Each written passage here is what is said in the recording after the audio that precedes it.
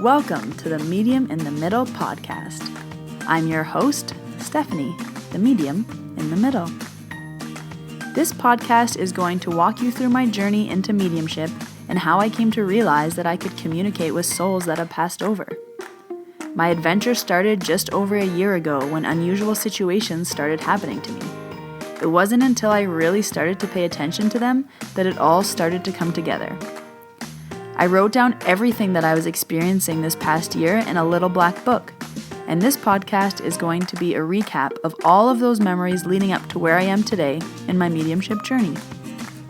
I will be releasing new episodes every Tuesday, and I recommend listening to the podcast in order, starting with episode 1, as my story will unfold more week by week.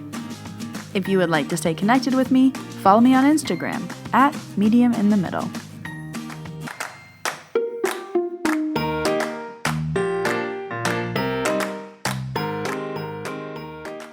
Hello, everybody, and welcome to episode 15. I took a week off last week. I was in Vancouver for an aerial yoga teacher training. It was so much fun, and I had every intention of recording while I was there, but we were staying at an Airbnb, and the people above us were really loud, and I was also exhausted after the training, so I thought I'd take a break from the podcast, give everyone time to catch up on episodes that they needed to catch up on, and then come back this week with a brand new episode for you. And I am excited for this episode. I know I say that a lot, but by this time in the time frame that we're looking at, I knew I wanted to release a podcast.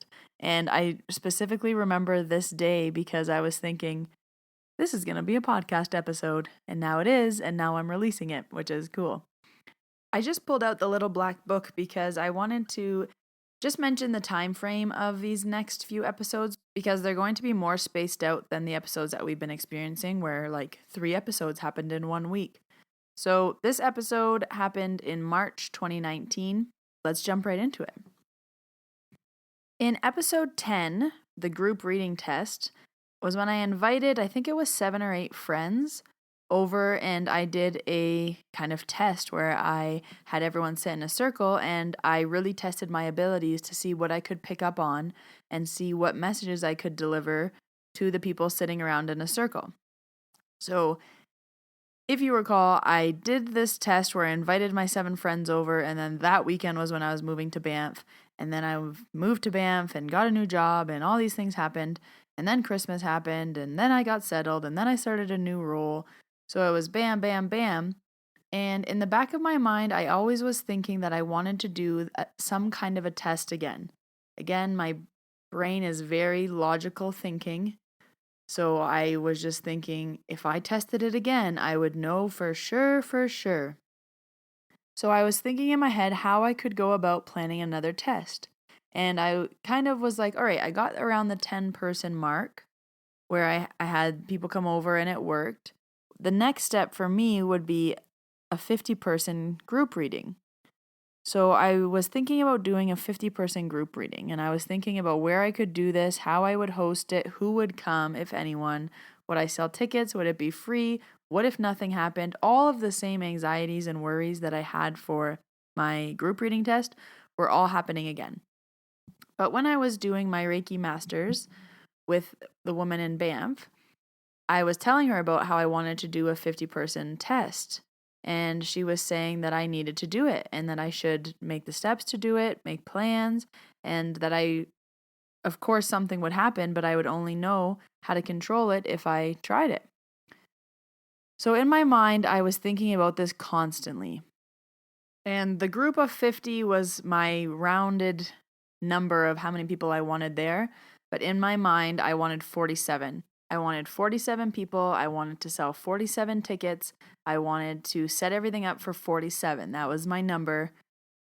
So at this time, I was doing a lot of yoga, about 5 or 6 days a week of yoga. I also am a big CrossFitter, and I kind of go through phases where I do 6 days of CrossFit or 6 days a week of yoga. So there was this 2-month span. It was in the wintertime, and my body needed yoga, so I was doing about 6 days a week of yoga. And I started to pick up that when I sat close to someone, I would be too sensitive to their energy. So I would always try to put myself in a corner or put myself beside a wall or make sure that the person next to me wasn't too close or put myself in the back row. And I became very conscious about where I sat in yoga class because depending on who was beside me, it would really affect my class. And I didn't really know how to shut that off yet.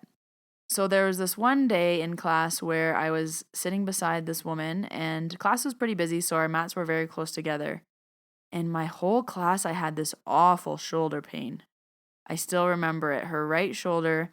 And I was thinking, wow, like I didn't remember being in this much pain before class.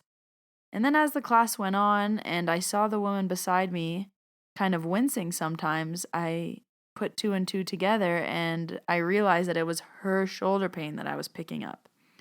So when we got onto the ground, when we were doing some poses where you lay down, and then when we went into Shavasana, and I was just picking up on how sore her shoulder was. So when the class was over, I just had to ask her, I said, "Excuse me, do you have a really, really bad shoulder pain?" And she said, "Yeah, how do you know?" I said, "I've been sitting beside you all of class and my shoulder, I just couldn't get rid of this pain and I realized that it was probably your pain." I said, "I'm a Reiki master and I find it very easy to pick up on people's pains and emotions, and especially when we're this close together in class, and I just wanted to know if it was your pain or not." And she said, "Yeah, I have a really, really bad shoulder. I'm actually getting surgery next week." She's like, "That's so cool that you picked up on it." And I was like, "Yeah, note to self, don't sit beside you again." So things like that were happening in yoga class. So the two stories that I'm going to tell you today are in relation to what happened when I was innocently trying to enjoy a class, but spirit had another agenda. So a lot of the yoga classes that I attend are yin classes or meditation classes or long, stretchy nap time style type of classes. If I wanted to flow, I would just go to CrossFit. I like to go to yoga to stretch and like long, deep, hold this position for 7 minutes kind of stretching, which is why I think I became so sensitive, because if you're laying beside someone in the same position for 5 to 7 minutes at a time, you can really get a sense. And I find that when I am relaxing as I do in a yoga class, my senses kind of open up. Whereas in a normal situation, I'm used to not picking up on people's energy. But when I'm in a more vulnerable situation, I kind of let my walls down. I'm still learning how to do this every day, and it's something I do have to consciously keep in mind, but I've gotten much, much, much better at it than March 2019. So I went to this one class almost every week, and it was a meditation class. And it was like a 15-minute meditation. Then we did asana, and then it was a 15-minute meditation. And it was a yin kind of slower flow. And I came late to this class, I still remember, so I had to sit in the front row, was the only spot where I would have enough room where someone wasn't really close to me. And I had to sit right in front of the teacher, which was fine. I didn't mind when a class we're all only laying down and stretching. I don't mind being in the front row right in front of the teacher, but usually I was in the back corner against a wall. So for the class, I kind of had this nagging feeling that someone had lost their mother. And even though there wasn't someone right beside me, maybe a mat distance away on each side, I had two women. And I thought it was the woman to the left of me. I'm like, I think it's her mother. If it's not her mother, it might be the teacher's mother. And all of class, now I had this spirit around me where I'm like, it's one of these people's mothers. And I'm going to have to tell them after class now.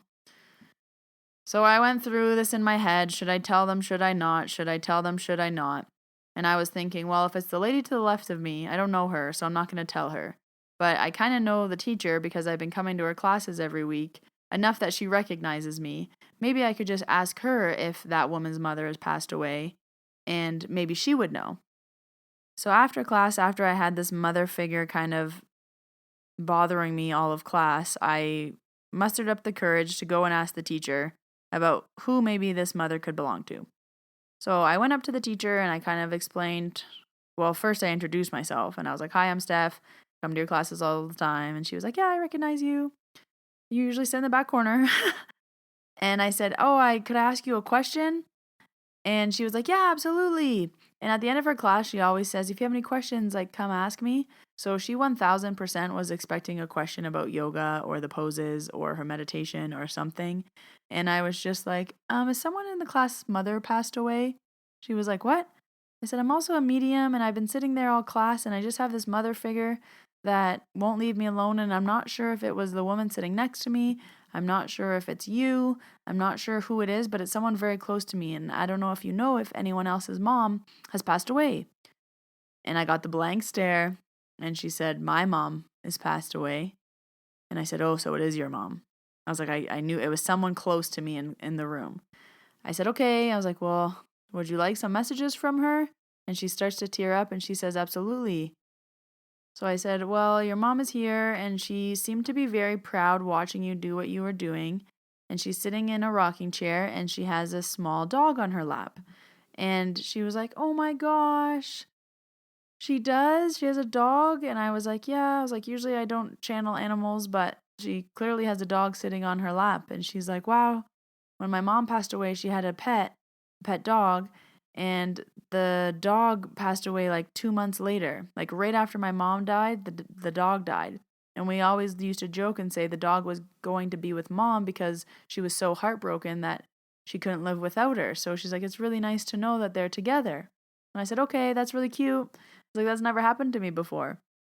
So then I said, and do you have a sister? And she said, yeah. And I was like, and does your sister have a kid? And she said, yeah. And I said, okay. I'm like, your mom's like kind of acknowledging the kid. And then she's like, yeah, the kid was born right after she died. So my mom never got to meet her.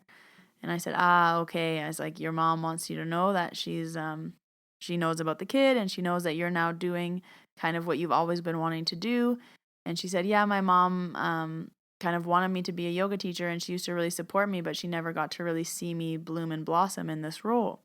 So I said, she's very proud and happy to be kind of sitting in your classes and watching you do what you do.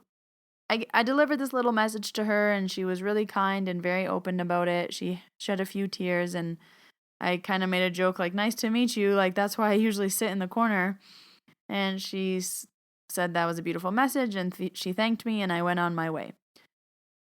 So a few weeks later, I'm in her class again. And I set up, I have my position at the back of the room, and the room's not too busy. There's about 7 people in class this time. So, like I said, this class was a 15-minute meditation. Then we did yoga for an hour, and then it was a 15-minute meditation. So it was an hour and a half course. And in the first 15-minute meditation, all I could think about was how I wanted to do a group reading for 50 people. In my mind, I always say 47, but it's easier to say 50. But in my mind, I was like, I need to plan this group reading of 47 people. I need to do a test. I need to find space. I need to rent chairs. I need to invite people. I need someone to help me. I need someone to check guests in. I need a time frame. I need to pick a date. Would Sundays work? Do Fridays work better? In a nighttime? Is this like a noon event? Who would even come? Would anyone come? What if no one came? How do I get 47 people? What if I don't sell? You get the point. So I can't get into meditation because I'm just thinking about the 47-person event that I want to host. And I was sitting there in yoga class with my mat far away from everybody thinking, okay, I'm far enough away from people right now that what if I just pretend that I was reading this room? I don't have to tell anyone the messages, but if I'm going to do a 50-person event, I need to read the room. And right now I'm sitting in a yoga class where I could just read the room. They don't have to know what I'm doing. I'm sitting here silently anyways. So the whole first meditation was completely lost on me because all I was thinking about was how I could read this yoga room and how I could, maybe start to try to pick up messages and what I could do to get messages and all these things. So in my mind, I'm just kind of thinking, I'm opening up to anyone that's in the room. If anyone has a message, if anyone has anyone that's passed away that I could connect with. So I was closing my eyes and thinking about each person in the room and thinking about if maybe they had anyone passed away that they would want to speak to. I was really trying to just send out the vibe that I am an open channel, that I can receive messages, and just really trying to kind of throw the signal out there that I was trying to read this yoga room. And then I did get lost in the yoga practice, so my mind kind of came back to present, and for about 30 minutes, I would say I was very focused on yoga and I was kind of in my little Zen mode. But then I had someone come. He was a man. I'm going to pull out the little black book because I want to say everything that I had wrote down. Okay, he was a man. He was a husband to someone. His name started with a J and it sounded like John, but it wasn't John. It was like a non-English version of John. He died less than 10 years ago. He has a daughter, and he was showing me golfing on this cliff. So as the yoga class is going on, I'm getting more and more information from this John man. So every time we're doing a sit-up pose, or where we're sitting up on our bums, sitting cross-legged, our eyes are always closed in this class, but I try to peek one eye open, and I'm looking around the room thinking who might have a husband that's passed away. And then I try to say, Steph, come back to the present moment, enjoy yoga class, so I close my eyes. But then this John keeps bothering me. So I peek my eyes open again and I look around the room. Who would have a husband that was passed away? And there was this woman sitting in front of me, and I couldn't see her face, but her shoulders were rounded inwards and down, and she just looked a little sad. And I was like, I think it's her. So then I tried to kind of pick up on her energy. It was just, something was off about her. Something was down and droopy, and she just wasn't herself. And I was like, I think it's her. So then we'd move into the next pose, and I'd have to move, and I wouldn't be able to see her. But every time we shifted where I was sitting up where I could actually see her, I would peek my eyes open and kind of look at her. So for the next few times that we did this, I would open my eyes, and I was like, that's my wife. So then I was looking at her. I'm like, that's for sure my wife. I was thinking, when a spirit is coming through, when I look at someone, I think that, so for example, if this woman's husband was trying to come through, when I look at her, I immediately think that's my wife. That's kind of how I confirm who they belong to. Recently, actually, I had a mother figure following me around, and I didn't know who this mother was for. I didn't know who she was for. It had been weeks. I had a client come in for a Reiki appointment that I didn't know. It was like a referral, and she walked in the room, and I thought, that's my daughter. And then immediately I'm like, why, Steph, why are you thinking that? That's not your daughter. And I was like, oh, the mom that's been following me around, that's her daughter. So it's kind of like they take over my brain where I'm like, that's my wife. It's not me saying that. It's the spirit saying that. But I get the same feeling like, oh, that's her. That's her. So by the end of the class, before we get back into the next meditation, I am convinced that the woman in front of me, it's her husband. This is her. I have this information. He's told me all these things. I'm like, my test has worked because now I have information for this woman. But I had too much information where I was thinking, I need to tell her. And then I was thinking, how do I tell her? And then I was thinking, I can't tell her because she's going to think I'm crazy and she's just here for yoga. How do you even start that conversation? So for the last 15-minute meditation of the class, when it was closing, I didn't hear a word the teacher was said. I couldn't tell you anything. All I was thinking about was how I could tell this woman that her husband was trying to come through with a channeled message for her, and how she wasn't going to think I was crazy, and how she would just accept these messages as normal. Yeah, I'm thinking the same thing you're thinking. No way.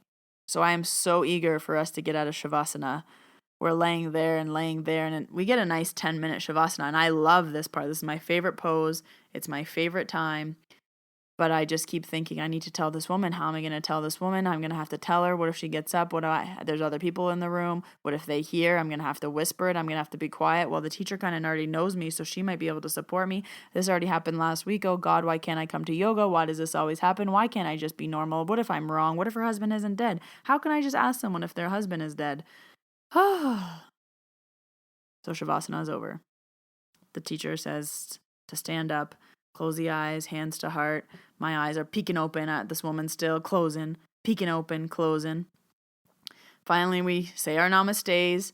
We all bow. I throw my blanket off me the quickest I ever have. And I roll up my mat, fold up my blanket, and the woman was standing near where the bolsters go. So I grab my bolster and I go to put it away because I was like, I'll have a reason to walk towards this woman where maybe we'll casually bump into each other and then start talking about her dead husband. So we had just come out of a meditation, so class is silent. People are putting away all their props very silently. And I walk over to the woman, and the brilliant line that I thought of during the last meditation portion was that I was going to ask this woman if I had a message for her, if she would want it. Because then it would kind of give her the idea of what I was going for, and she could say yes or no. I was giving her the option. So I walked over to her with my brilliant plan in my mind. I hope my sarcasm is coming across in this podcast. And I said, hi, my name is Steph. And I was trying to whisper because everybody else was also putting their bolsters away. She said, hi, I'm Barbara. I said, hi, Barbara. If I had a message for you, would you want it? She was like, what? I was like, if I had a message for you, would you want it? And then I realized how dumb this plan was, but I had to keep going with it. And she said, a message, like on the phone? Did someone call you? Do you have a message for me on your phone? Why would they call you? I don't know you. And I was like, no, not a message on the phone. Like a message from someone passed away. And she kind of like pulled her head back and looked back at me. And then I said, someone who's passed away might have a message for you. Would you want it?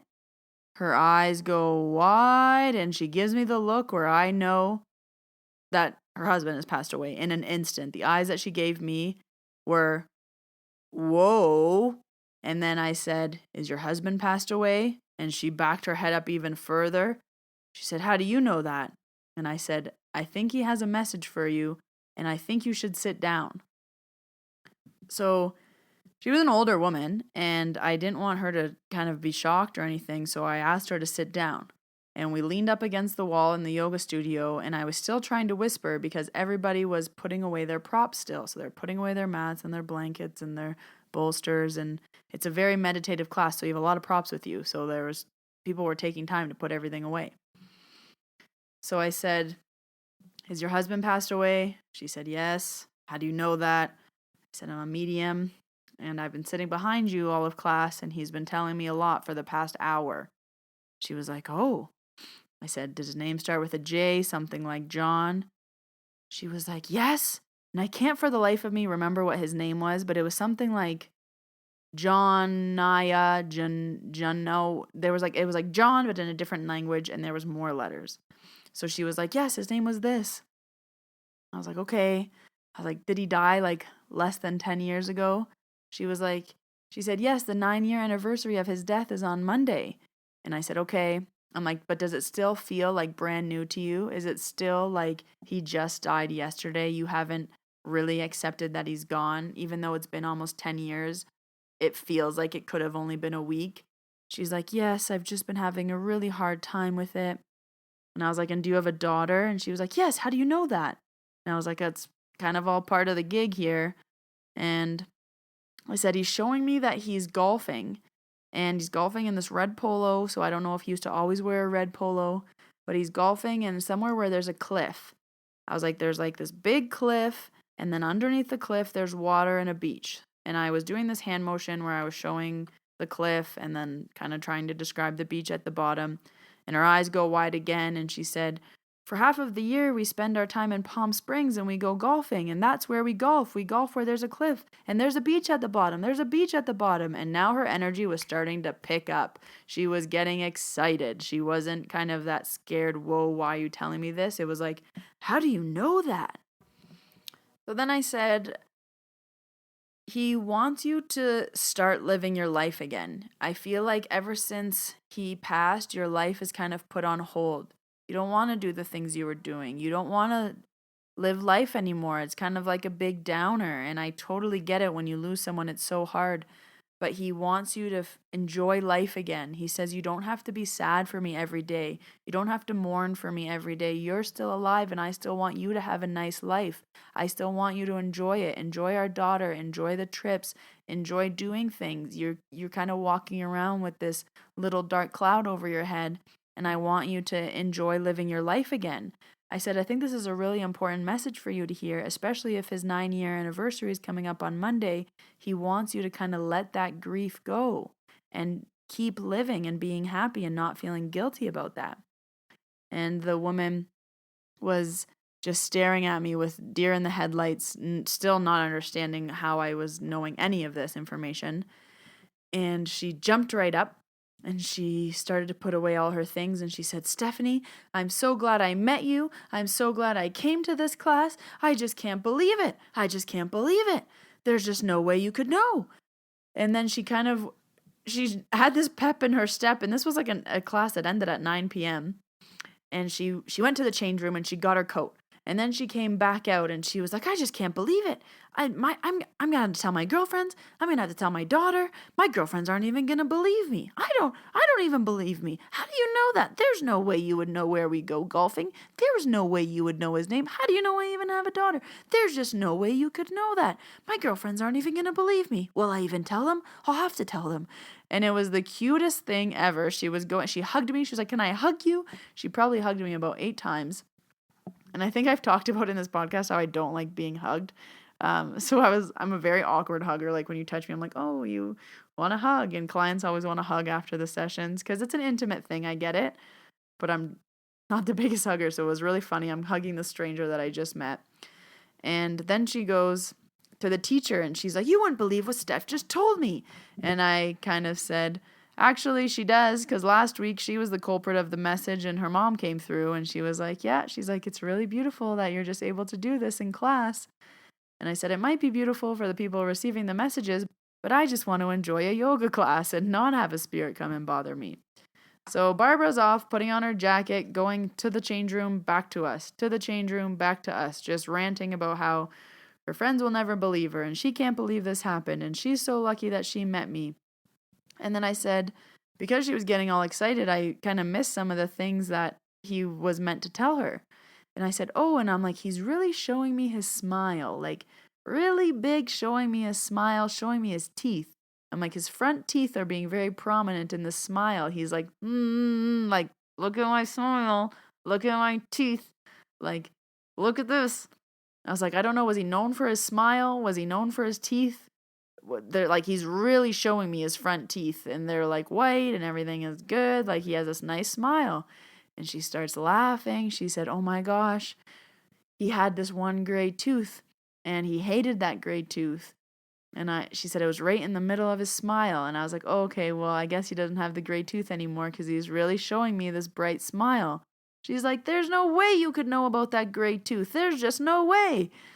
Barbara was definitely the most excited person I've ever delivered a message to. It's, if you think about when you see on a TV show and they're talking about mediums and someone's giving a message in like a grocery store and the person's like, no way, oh my God, I don't believe that. How did you know?